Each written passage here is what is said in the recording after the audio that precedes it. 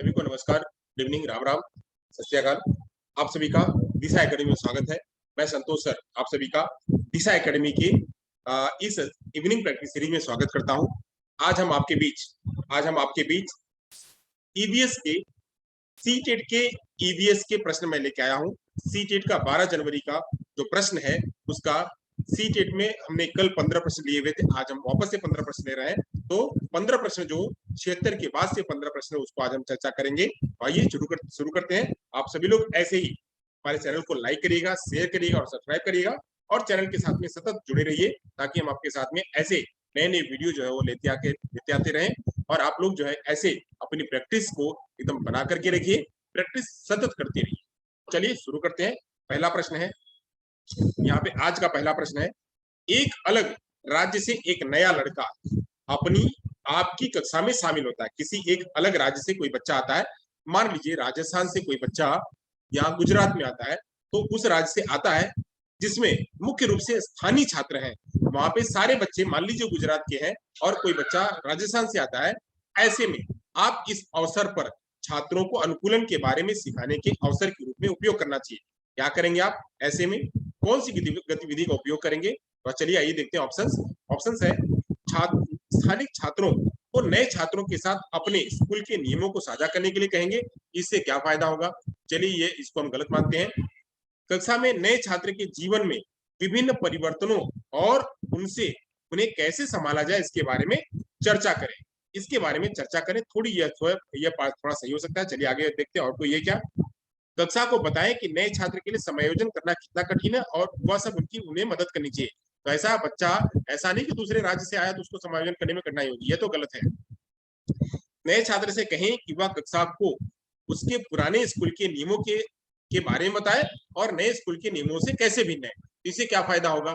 अगर बच्चे को उस स्कूल में उस विद्यालय में अगर अनुकूलित होना है तो यह भी उसके लिए पर्याप्त नहीं है। तो यहाँ पे क्या होगा कि कक्षा में नए छात्र के जीवन में विभिन्न परिवर्तनों और उन्हें कैसे संभाला जाए इसके बारे में चर्चा किया जाए। इसके बारे में चर्चा किया जाए, यह सबसे बेहतर जवाब होगा। चलिए आगे बढ़ते हैं। जो है हमारा दूसरा प्रश्न है, वो दूसरे प्रश्न को लेते हैं। आज का जो दूसरा प्रश्न है ईवीएस का, वो है, कह रहा है कि निम्नलिखित में से वीडियो कॉन्फ्रेंसिंग ऐप में की कौन सी विशेषता अच्छे तरीके से प्रदर्शित कर सकती है कि बिना बोले संचार किया जाए। यानी अगर मान लीजिए कि आप वीडियो कॉन्फ्रेंसिंग के जरिए किसी भी ऐप के जरिए, मान लीजिए आप जूम के तहत बात कर रहे हो या फिर आप गूगल मीट के जरिए बात कर रहे हो या वेबएक्स के जरिए बात कर रहे हो, तो ऐसे में अगर आप ऑनलाइन बात करें, ऑनलाइन हमें कोरोना ने पूरा सिखा दिया है, तो ऐसे तरीके में आप जो है बिना बोले संचार कैसे कर सकते हैं? तो वर्चुअल बैकग्राउंड के माध्यम से कर सकते हैं, स्क्रीन साझा करके माध्यम से कर सकते हैं, या चैट में GIF के माध्यम से कर सकते हैं, ऑडियो कॉल के माध्यम से। तो देखिए वर्चुअल बैकग्राउंड के माध्यम से आप बातचीत कैसे करेंगे, आपके हाव कैसे पहुंचेंगे? तो यह तो नहीं होगा, यहाँ पे यह नहीं होगा। स्क्रीन साझा करने से तो कर सकते हैं, बट आप जब अगर बोलेंगे नहीं, वहां पे बोलेंगे नहीं, तो आपके हाव कैसे पहुंचेंगे? यहाँ पे देखिए यह भी नहीं होगा। यहाँ पे कह रहा है चैट में GIF का यूज करके, जो GIF नहीं होते वह चलते रहते हैं, हलन चलन करते रहते हैं, तो ऐसे GIF का प्रयोग करके आप कर सकते हैं। यहाँ पे चैट में GIF का प्रयोग करके यहाँ पे बात करी जा सकती है, ऑडियो कॉल करके नहीं। यहाँ पे कह रहा है बिना बोले, यहाँ बिना बोले तो ऑडियो कॉल तो होगा ही नहीं। यहाँ पे क्या होगा? चैट में GIF जो चलते रहता है, जो चलने फिरने वाली जो इमेज होती है, जो इमोजी होती है, उसका प्रयोग करके हम जो अपनी बातों को दर्शित कर सकते हैं कि हम गुस्से हैं, हम क्या कर रहे हैं, वह सब प्रदर्शित कर सकते हैं। चलिए आगे बढ़ते हैं। तीसरा प्रश्न है, निम्नलिखित में से कौन सा अभ्यास संरचनावादी दृष्टिकोण से सबसे अधिक मेल खाता है, जिसमें कंस्ट्रक्टिविज्म की बू आती हो, जिसमें कंस्ट्रक्टिविज्म छलक रहा हो? चलिए, नदी के पानी के रंग में उसमें मौजूद प्रदूषकों की पहचान करना। कह रहा नदी के यहाँ पे कौन सी संरचनावादी दृष्टिकोण को सबसे अधिक मेल खाता है? तो एक नदी है, उस नदी के पानी के रंग में उसमें मौजूद प्रदूषकों की पहचान करना। उसमें कौन कौन से प्रदूषक हैं कि पानी काला है, पानी नीला है, पानी में देखो यहाँ पे जो है ये कीड़े मकोड़े टहल रहे हैं, ऐसे प्रदूषकों की पहचान करना। तो जब हम पानी नदी में जाएंगे, नदी में जाकर के हम प्रदूषकों की पहचान करेंगे, तो यह थोड़ा सही हो सकता है। चलिए मैं इसको मान के चलता हूँ, आगे की ओर लेते हैं। विभिन्न पक्षियों की चोंच को देखकर उनका चित्र बनाना। अगर चोंच को देख करके चित्र बना लेंगे तो चित्र बनाने से क्या होगा? उतना कंस्ट्रक्टिविज्म का अप्रोच मुझे नहीं दिख रहा। पार्शियली यह सही हो सकता है, पार्शियली सही हो सकता है, बट उतना सही नहीं हो सकता। चलिए और देखते हैं। जन्म देने वाले अंड निषेचन वाले पशुओं के बीच अंतर को समझाने के लिए ग्राफिक ऑर्गेनाइजर का इस्तेमाल करने से, देखिए ग्राफिक ऑर्गेनाइजर का इस्तेमाल करने से कंस्ट्रक्टिविज्म का दृष्टिकोण नहीं आएगा। बीज स्थानांतरण की प्रक्रिया को समझने के लिए फ्लो चार्ट का प्रयोग करना, तो फ्लो चार्ट के माध्यम से भी कंस्ट्रक्टिविज्म नहीं आएगा। कंस्ट्रक्टिविज्म क्या करता है, उसको इन्वॉल्व करता है। तो इन्वॉल्व होंगे बच्चे कब, यहाँ पे मुझे जो ज्यादा समझ में आ रहा है वह है नदी के पानी के रंग में मौजूद प्रदूषकों की पहचान करना। जब बच्चा जाकर के इन्वॉल्व होगा तब जाकर के वह क्या करेगा, वह वहां पे समझ पाएगा। तो नदी के पास जाएगा, वहां पे वह समझेगा, नदी के पानी को देखेगा, उसमें प्रदूषकों की पहचान करेगा। यहाँ पे जो है वो कंस्ट्रक्टिविज्म का अप्रोच जाकर के साबित होता है। चलिए आगे बढ़ते हैं, अगला प्रश्न लेते हैं, चौथा प्रश्न। चौथा प्रश्न है, चौथे प्रश्न को देखते हैं यहाँ पे। चलिए देखते हैं, कह रहा है कि निम्नलिखित में से कौन सा उदाहरण, निम्नलिखित में से कौन सा उदाहरण ऐसा है जो सक्रिय शिक्षण में व्यस्त छात्रों का सर्वश्रेष्ठ उदाहरण है। यानी यहाँ पे ऐसी क्लासरूम में जहां सारे बच्चे जो है एक्टिवली पार्टिसिपेट कर रहे हैं, तो एक्टिवली सब पार्टिसिपेट कर रहे हैं और वो व्यस्त है बिल्कुल। तो छात्र जोड़ियों में पारस्परिक शिल्प के पतन के शिल्पकारों की आजीविका पर पड़ने वाले प्रभाव पर चर्चा कर रहे हैं।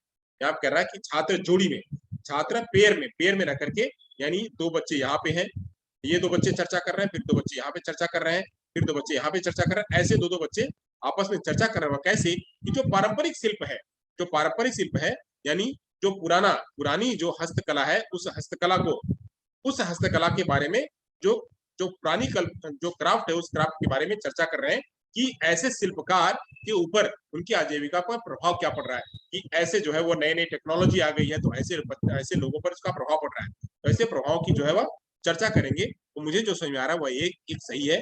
आगे देखते हैं, शिक्षक द्वारा विषय का परिचय देने के बाद छात्र पाठ्यपुस्तक पर मधुमक्खी के छत्ते की संरचना बनाते हैं, तो यह देखिए उतना सही नहीं होगा। जोड़े में छात्र ईवीएस पाठ्यपुस्तक में वर्णित पत्तियों के बारे में विभिन्न रंगों की सूची बनाते हैं, तो रंगों की सूची बनाने से भी यहाँ इतना एक्टिव नहीं होंगे बच्चे। जहां डिस्कशन करेंगे वहां बच्चे ज्यादा एक्टिव होंगे। एक पाठ के पूरा होने के बाद छात्र कुछ परिभाषित शब्दों की परिभाषाएं लिखते हैं, तो यह भी नहीं होगा। तो जवाब यहाँ पे होगा वह एक होगा, एक सबसे सही जवाब है। चलिए आगे बढ़ते हैं, अगला प्रश्न लेते हैं, पांचवा प्रश्न। पांचवा प्रश्न है यहाँ पे, कह रहा है कि पानी की उपलब्धता पर, यहाँ पे ईवीएस का है, तो ईवीएस में पानी की उपलब्धता पर एक पाठ के संबंध में निम्नलिखित में से कौन सा प्रामाणिक कार्य होगा, यानी कौन सा सबसे बेहतर कार्य होगा, वह छात्रों को अपने परिवार के साथ चर्चा कर पानी के संरक्षण के लिए कुछ आदतें बदलने के लिए कहना। देखिए यह मुझे सही लग रहा है। आगे चलते हैं, छात्रों को लघु सिंचाई प्रणाली के बारे में बनाने के लिए कहना और यह दर्शाना कि किसान पानी की अधिक कुशलता से प्रयोग कर सकते हैं। मुझे नहीं लगता यह उतना सही है, तो इसको हम गलत मानते हैं। चलिए आगे चलते हैं, पानी के जो स्रोत पीने के लिए उपयुक्त नहीं है उन पर चिपकाने के लिए स्टिकर बनाना, तो स्टिकर बनाने से भी जो है यहाँ पे प्रमाणिक कार्य नहीं होगा, यह कंस्ट्रक्टिविज्म का अप्रोच नहीं होगा, यह भी उतना सही नहीं है। स्थानीय नगर निगम द्वारा आपूर्ति की जाने वाले पानी की शुद्धता का परीक्षण करने के लिए एक संकेतक बनाना, तो संकेतक बनाने से भी इतना जो है वह सही नहीं होगा, ये भी नहीं होगा।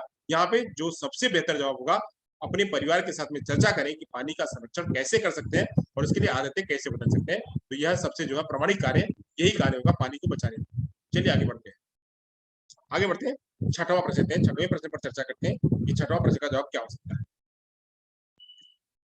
चलिए आगे चलते हैं, छठवां प्रश्न लेते हैं। इसमें कह रहा है कि which of the below responses best explain scope of learning in the chapter EVS. EVS के चैप्टर के लिए सबसे बेहतर कौन सा। देखिए इतना बड़ा बड़ा जवाब है इसमें, इतने बड़े बड़े जवाब ऐसे ही आते हैं, इतने बड़े बड़े जवाब। कह रहा है आप यहाँ पे कह रहा है, यहाँ पे प्रश्न है कि आप बहरेपन और गूंगेपन की क्षमता से बिना बोले संवाद कैसे करेंगे, इस बारे में एक अध्याय पढ़ा रहे हैं। एक बच्चा पूछता है कि हम सब बोल सकते हैं, तो हम इसे ईवीएस कैसे पढ़ रहे हैं। क्या कह रहा है कि ऐसे क्लास जो है वो बात हो रही है यहाँ पे ईवीएस की क्लास में, जो मूक बधिर बच्चे हैं, मूक बधिर बच्चों पर संवाद करना। मूक बधिर बच्चे संवाद करते हैं साइन के माध्यम से, साइन के माध्यम से मूक बधिर बच्चे संवाद करते हैं। तो इस पर एक अध्याय है, इस पर एक चैप्टर है, इस पर जो है बात हो रही है। वही बच्चा पूछ रहा है, यहाँ पे बच्चा पूछ रहा है कि हम सभी तो बोलने वाले हैं, हम सभी तो सुनने वाले हैं, हम सभी ईवीएस कैसे पढ़ रहे हैं। तो यहाँ पे इस बात के लिए सबसे बेहतर तरीका वर्णन क्या हो सकता है, तो निम्नलिखित में से कौन सा ईवीएस में इस पाठ को सीखने के लिए सबसे अच्छा वर्णन होगा। कुछ लोग यहाँ पे सबसे वर्णन अच्छा क्या होगा, यहाँ पे कह रहा है कि आप लोग, यहाँ पे कुछ लोग आप सभी से अलग हैं, उनके पास चुनौती है जहां वे सुन या बोल नहीं सकते हैं। आपको यह समझने की आवश्यकता होगी उन्हें दिव्यांग क्यों माना गया? तो मुझे यह जो है जवाब उतना सही नहीं लग रहा, इसे मैं गलत मानता हूँ। चलिए आगे बढ़ते हैं। हम सभी अलग-अलग क्षमताएं और बाधाएं होती हैं। कुछ लोगों के पास चुनौती होती है, वे सुन या बोल नहीं सकते हैं। हमें समझने की जरूरत होती है कि उनके साथ में संवाद कैसे किया जाए और समावेशी कैसे बने। यह जवाब बिल्कुल सही है। 100% जो जवाब यह जो है बिल्कुल सही है कि सारे बच्चे जो है हर बच्चे अलग अलग होते हैं, अलग अलग क्षमताओं से आते हैं। उसमें कुछ बच्चे ऐसे होते हैं जो मुंह बधिर होते हैं, जो सुन नहीं सकते हैं, बोल नहीं सकते हैं। उनके साथ में हमें संवाद कैसे करना है, हमें समझना है, और हमें एक समावेशी माहौल कैसे बनाना है, ये हमको समझना है। तो बेहतर जवाब जो है वह 2 सही लग रहा है। चलिए और भी देखते हैं कि और भी कोई जवाब सही हो सकता है। कुछ लोगों के पास चुनौती होती है जहां वे सुन व बोल नहीं सकते हैं। जब आप उनके साथ में बातचीत कर रहे हैं तो आपको सावधान रहना चाहिए, सतर्क रहना चाहिए। तो यह बात है, सावधान रहने से, सतर्क रहने से कुछ नहीं होगा, यह गलत है। आप में से कुछ लोग बड़े होकर डॉक्टर बनना चाह सकते हैं। विभिन्न प्रकार की समस्याओं और शारीरिक चुनौतियों को समझना उस और कदम हो सकता है। तो यह भी उतना गलत है। डॉक्टर जब बनेंगे तब बनेंगे, अभी तो समावेशी क्लासरूम में हमें उनको इन्वॉल्व करना है। तो जो जवाब था वह था तो। चलिए आगे बढ़ते हैं। तीसरा जो यहाँ पे है वह लेते हैं 7वां प्रश्न। 6वां हो गया, 7वां प्रश्न लेते हैं। 82वां प्रश्न यहाँ पे है। चलिए यहाँ पे हिंदी में देखते हैं, हिंदी में क्या कहा जा रहा है। हिंदी में कहा जा रहा है कि उजैरा और शाहमीर ग्लोब पर विश्व के विभिन्न बिंदुओं को देख रहे हैं। सही बात है। शाहमीर देखिए तो ये अमेरिका है, अफ्रीका, अरे अंतरिक्ष कहाँ है? उजैरा आकाश, तारे, सूर्य और चंद्रमा, ये सब अंतरिक्ष में ही है। शामिर, हाँ मुझे पता है, सुनीता विलियम्स एक अंतरिक्ष यान में गई थी। मैंने टीवी पर देखा कि वह वहां से धरती को देख सकती हैं। उजैरा, जी हाँ, वहां से धरती इस ग्लोब जैसी ही नजर आती है। उक्त पाठ का उपयोग कक्षा 5 के छात्रों में अंतरिक्ष की अवधारणा को परिचित कराने के लिए किया गया है। निम्नलिखित में से कौन सा प्रश्न शाहमीर के प्रश्न को हल करने में मदद करेगा? शाहमीर को, जो शाहमीर कह रही है कि यहाँ पे जो है, या मुझे पता है कि सुनीता विलियम्स वहां पे गई थी, यहाँ पे क्या जवाब सही हो सकता है? यदि आप सूर्य और चंद्रमा यदि आप सूर्य और चंद्रमा दोनों के बारे में जानते हैं, तारों को कट आउट बनाते हैं, तो आप उन्हें कहाँ रखेंगे? कट आउट बनाने के, सूर्य चंद्रमा का कट आउट बना करके आप उन्हें कहाँ रखेंगे? अगर सुनीता विलियम्स की तरह अंतरिक्ष में जाना पड़े तो आप कैसे जाएंगे? यहाँ पे सुनीता विलियम्स की तरफ अगर जाना होगा तो आप कैसे जाएंगे? क्या आप मानते हैं कि अंतरिक्ष खाली है और आप मानते हैं कि इसमें कुछ है? यहाँ पे ये हो सकता है, या यहाँ पे हो सकता है कि आप गत्ते का उपयोग करें और अंतरिक्ष में 3D मॉडल का उपयोग करें और ग्लोब कहाँ रखें। यहाँ पे मुझे लगता है कि एक सही है कि आप सूर्य, चंद्रमा और तारों के कटआउट बनाएं और उन्हें उन्हीं जगह पर रखें और उन्हीं जगह पे चर्चा करें। यहाँ पे जो है एक सही हो सकता है। चलिए आगे चलते हैं। 83वां प्रश्न लेते हैं। 83वां प्रश्न है 83 नंबर का प्रश्न। हाँ, 83 नंबर का प्रश्न है। चलिए देखते हैं क्या है, हिंदी में देखते हैं। हाँ, हिंदी में है। निम्नलिखित में से कौन सा शैक्षिक उद्देश्य नदी पर बनाए गए बांध विषय के लिए विशिष्ट मापने योग्य प्राप्य है? यहाँ पे कौन सा ऐसा शैक्षिक उद्देश्य है जो नदी पर बनाए गए बांध विषय के लिए जो है उसको जानने के लिए उपयुक्त है? तो छात्रों को पता चलेगा कि नदियों पर बांध कैसे बनाते हैं। उन नकारात्मक प्रभावों को सूचीबद्ध करेंगे जिनका बांध के निर्माण के दौरान मानव बस्तियों का सामना करना पड़ता है। सही बात है। ऐसे बांध बनाने से मानव में बस्तियों को सामना करना पड़ता है। जैसे बांध बना देने से पानी नहीं आएगा, बांध बना देने से जो है इधर की उधर लोग जा नहीं पाएंगे। तो बांध बनाने से बहुत सारी समस्याएं आती है। तो पानी की समस्या आती है, तो ऐसे बांध जो है इनको हम कर सकते हैं। तो छात्र बांध की नींव के लिए किए गए निर्माण कार्य का उदाहरण देंगे, इससे कोई मतलब नहीं है। जब छात्र उनके जीवन को प्रभावित करते हैं तब छात्र बस्तियों की वकालत करने में मदद करेंगे। अगर छात्र वैसा फेस करेंगे तब हो सकता है नहीं। यहाँ पे जो जवाब होगा वो क्या होगा? वो होगा 2। छात्र उन नकारात्मक प्रभावों को सूची बनाएंगे जिनका निर्माण, बांध का निर्माण करने से जो बस्तियां हैं उनको सामना करना पड़ता है। तो बस्तियों को पानी नहीं मिलता है, बस्ती वाले जो है इस बार से उस पार नहीं जा पाते हैं, बस्ती वालों को बहुत दूर जाकर के घूमना पड़ता है। ऐसे जो है वहां पे बांध का काम हो सकता है। एक बस्ती से दूसरी बस्ती को अलग कर सकते हैं, यह भी उसका नेगेटिव पॉइंट हो सकता है। चलिए आगे चलते हैं। 84 नंबर का प्रश्न लेते हैं। यहाँ पे कह रहा है कि सबसे कम महत्वपूर्ण क्या है? यहाँ पे भी देखिए कितना बड़ा बड़ा प्रश्न है। ऐसे सीटेट के प्रश्न को हल करने से हमारा बहुत सारा काम जो है वो सॉल्व हो सकता है। आप आगामी प्रदर्शनी के लिए प्रोजेक्ट बनाने हेतु अपनी कक्षा में 15 चार्ट पेपर लाए, यानी कोई प्रोजेक्ट बनाने के लिए 15 चार्ट पेपर लाए हैं ताकि छात्र प्रोजेक्ट बनाने के लिए आप उसका प्रयोग कर सके। सही बात है। टीचर यहाँ पे 15 चार्ट लेके आया है ताकि प्रोजेक्ट बनाने में बच्चे उसका मदद कर सके। आपने छात्रों से कहा कि चार्ट पेपर समाप्त होने के बाद उन्हें नए चार्ट पेपर नहीं दिए जाएंगे, इसलिए उन्हें चार्ट पेपर का प्रयोग किफायती तरीके से करना होगा। निम्नलिखित में से कौन सी क्रिया छात्रों को उन संसाधनों के संरक्षण पर विचार करने में सबसे कम मदद करेगी जिनकी मात्रा सीमित है? यानी संसाधन का प्रयोग करने के विचार पर सबसे कम मदद कौन सी करेगी? उन परियोजनाओं पर चर्चा करना जिन्हें चार्ट पेपर की आवश्यकता नहीं है और वे अभी भी विज्ञान प्रदर्शनी के लिए काम में लेते हैं। विज्ञान प्रदर्शनी के लिए काम में लेते हैं, क्या यह हो सकता है? सही बात है। यहाँ पे उन परियोजनाओं की चर्चा करना जिन्हें चार्ट पेपर की आवश्यकता नहीं है और वे अभी भी विज्ञान प्रदर्शनी के लिए अच्छे विकल्प हो सकते हैं। यहाँ पे यह जो है वह सही हो सकता है। यहाँ पे यह जो है वह 84 में यह वाला सही हो सकता है। विभिन्न छात्रों को कितने चार्ट पेपर की आवश्यकता है, इस पर एक सर्वेक्षण आयोजित करना और उन्हें चार्ट पेपर की संख्या को तुलना करने के लिए कहना। तो इससे बहुत ज्यादा लंबा प्रोसेस हो जाएगा, ये उतना सही जवाब नहीं है। आगे बढ़ते हैं। परियोजनाओं में चार्ट पेपर का उपयोग कम करने के लिए विचारों पर मंथन करने के लिए कहना, तो यह उतना हो सकता है, ये पार्शियली सही हो सकता है, बट उतना सही नहीं हो सकता है। छात्रों को एक साझा रजिस्टर के लिए कहना कि उन्होंने कब, क्यों और कैसे चार्ट पेपर लिए हैं, तो यह भी उतना नहीं हो सकता है। 15 चार्ट पेपर लाए हैं तो उन्हें यह कहना कि ऐसे कौन से प्रोजेक्ट हो सकते हैं जिसमें कि चार्ट पेपर की आवश्यकता नहीं हो सकती है और वो अभी आज भी ऐसे प्रोजेक्ट जो है वो विज्ञान प्रदर्शनी में काम में आ सकते हैं। जवाब होगा क्या? एक यहाँ पे सही हो सकता है। चलिए आगे बढ़ते हैं। आगे बढ़ते हैं, जो है यहाँ पे 10वां प्रश्न लेते हैं। 10वां प्रश्न है, चलिए 10वां प्रश्न कहा है, क्या कह रहा है कि प्रयोग से हमें विशिष्ट निष्कर्ष प्राप्त कर सकते हैं। प्रयोग करने से विशिष्ट निष्कर्ष प्राप्त करते हैं, एकदम बिल्कुल परफेक्ट सही है। प्रयोग के उपयोग से विशिष्ट निष्कर्ष प्राप्त करने में निम्नलिखित में से कौन सा सर्वाधिक उपयोग जो है उपयुक्त है? यहाँ पे सबसे ज्यादा उपयुक्त जवाब क्या हो सकता है? तो चलिए देखते हैं। यहाँ कह रहा है यह पता लगाना, क्या कह रहा है कि यह पता लगाना कि विभिन्न आकार के जानवरों के सुनने की क्षमता को कैसे प्रभावित करते हैं, यह होगा सही। या आसपास के तापमान और पानी के वाष्पीकरण के बीच के संबंध को समझना, यह सही हो सकता है। क्या कह रहा है कि विशिष्ट निष्कर्ष निकालना प्रयोगों के माध्यम से, तो आसपास के तापमान और पानी का वाष्पीकरण के बीच में संबंध को समझने में यह मदद कर सकता है, तो यह जवाब हो सकता है सही।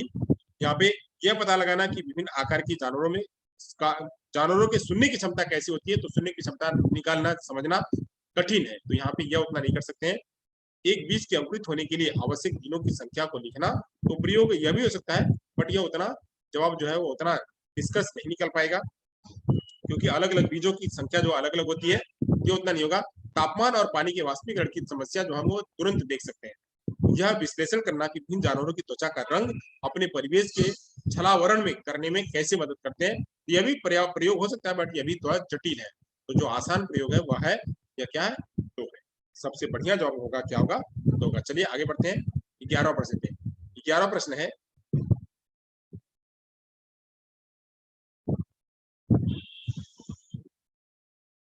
हाँ चलिए 11वां प्रश्न है, कह रहा है कि अगला 11वां प्रश्न है, हाँ, आनुवांशिक और अर्जित लक्षण विषय आरंभ करने के लिए शुरुआत के रूप में निम्नलिखित में से कौन सा कथन सबसे प्रासंगिक होगा? यानी यहाँ पे कह रहा है आनुवांशिक और अर्जित, यानी एक है हेरिडिटी और एक है एक्वायर्ड। एक्वायर्ड ऐसे विषय आरंभ करने की शुरुआत में सबसे बढ़िया क्या होगा? क्या आप, यहाँ कह रहा है कि क्या आप अपने आसपास, क्या आप अपने क्या आप अपने और अपने माता पिता के बीच कोई समानता पाते हैं? तो यह बहुत बढ़िया होगा जवाब, यह एकदम बढ़िया जवाब होगा। तो यह हो सकता है। क्या आप अन्य जीव से किसी प्रकार से भिन्न है? जीव से कोई मतलब नहीं है। क्या आप किसी व्यक्ति को जानते हैं जिसने आपकी पसंदीदा फिल्म हो, उससे क्या मतलब है? यह तो बिल्कुल नहीं होगा। आपके परिवार के सदस्य एक दूसरे से बिल्कुल समान क्यों नहीं है, यह भी जानने में मदद नहीं मिल सकती। यहाँ पे बच्चों को जानने का, सोचने का अवसर दीजिए। क्या आप अपने और अपने माता पिता के बीच कोई समानता पाते हैं, तो उनको सोचने का अवसर दीजिए। जवाब यह होगा, यह एक सही होगा। चलिए यहाँ पे एक जो है जवाब सही था। आगे बढ़ते हैं, आगे बढ़ते हैं 27वां लेते हैं जवाब। चलिए इसका जवाब क्या है? यहाँ पे बेस्ट आंसर पूछ रहा है, हाँ कह रहा है कि शैक्षिक उद्देश्य से छात्र फसलों पर खरपतवारों के प्रभाव के बारे में बता सकेंगे। सही है। फसलों पर खरपतवारों का प्रभाव कैसा होगा कि फसलें जो है खरपतवार फसलों को नुकसान करती हैं, उसका प्रभाव क्या है? निम्नलिखित में से कौन सा प्रश्न दिए गए शैक्षिक उद्देश्य का सबसे अच्छी तरह से परीक्षण करता है? क्या रणनीति अपनाई जा सकती है? कौन सी रणनीति अपनाई जा सकती है कि जिससे, ताकि खेत में फसलें और खरपतवार सह अस्तित्व में रह सके? सह अस्तित्व में रह सके। ऐसे करने के लिए तो देखिए यह सह अस्तित्व में रहने से क्या फायदा होगा, या तो नुकसान की बात हो रही है, अन्य पौधों को बढ़ने नहीं देते हैं क्योंकि उर्वरक लक्षित फसल के लिए अधिक लाभ प्रदान कर सकते हैं, यह भी नहीं होगा। चलिए आगे देखते हैं, खेत से खरपतवार हटाने के लिए किस प्रकार के कृषि यंत्रों का उपयोग किया जाता है, यह भी उतना सटीक नहीं है। आगे देखते हैं, उर्वरक के उपयोग के बावजूद पौधों में वृद्धि रुकने का कारण क्या हो सकता है। हाँ, उर्वरक हम दे रहे हैं फिर भी पौधों में वृद्धि नहीं हो रही, इसका कारण क्या है कि वहां पे खरपतवार का प्रभाव हो रहा है, खरपतवार का प्रभाव हो रहा है। सबसे जो सटीक जवाब हो सकता है वह 4 हो सकता है। बहुत बढ़िया, आगे बढ़ते हैं, अगला प्रश्न लेते हैं। अगला प्रश्न भी हिंदी में लेते हैं। हाँ, यहाँ पे कह रहा है कि एक शिक्षक एक ऑनलाइन संसाधन का उपयोग करता है जो प्राकृतिक आपदाओं, ज्वालामुखी, भूकंप, भूस्खलन आदि पर एनिमेटेड वीडियो प्रदान करता है। निम्नलिखित में से इसे समझने के लिए पाठ्य पुस्तकों का क्या सबसे पाठ्य पुस्तकों का अन्य स्रोतों की तुलना में संसाधन का उपयोग सबसे बेहतर होगा। इन घटना का लोगों के जीवन पर प्रभाव, इन घटना का लोगों के जीवन पर प्रभाव, या इन घटनाओं के कारण पूर्व में कौन कौन सी प्राकृतिक आपदाएं आई थी, प्राकृतिक आपदाओं से बचने के उपाय। देखिए यह नहीं होगा, यह भी नहीं होगा। क्या कह रहा है कि यह प्राकृतिक आपदाओं, ज्वालामुखी, भूकंप, भूस्खलन आदि पर एनिमेटेड वीडियो का प्रदर्शन करने से क्या फायदा होगा, तो यह इन घटनाओं का लोगों के जीवन पर प्रभाव यह बताने में मदद मिलेगी। चलिए तो यहाँ पे घटनाओं के कारण जानने का नहीं, घटनाएं होने से लोगों के जीवन पर क्या प्रभाव पड़ता है यह बताना सबसे बेहतर। चलिए आगे बढ़ते हैं, आगे बढ़ते हैं। अगला प्रश्न है, कह रहा है कि शिक्षक खाद्य परीक्षण की अवधारणा सिखाना चाहता है, खाद्य परीक्षण की अवधारणा सिखाना चाहता है। ऐसे में वह क्या करना चाहेगा, वह क्या करना चाहेगा। शिक्षक खाद्य परीक्षण की अवधारणा को सिखाना चाहता है तो ऐसे में वह क्या करना चाहेगा कि निम्नलिखित में से कौन सी खाद्य सामग्री अवधारणा को समझने के लिए, मुरब्बा, दही, घी या पापड़। मुरब्बा, दही, घी या पापड़, यहाँ पे क्या होगा, होगा जो है वह खाद्य परीक्षण को सिखाना चाहती है तो यह मुरब्बा, मुरब्बा को हम परीक्षण कर सकते हैं। देखिए एक बार मुरब्बा बनता है वह लंबे समय तक चलता है, मुरब्बा एक बार बनता है तो लंबे समय तक चलता है, तो मुरब्बा वाला एग्जाम्पल जो है सबसे सही। चलिए आगे बढ़ते हैं, 90 वाला प्रश्न लेते हैं।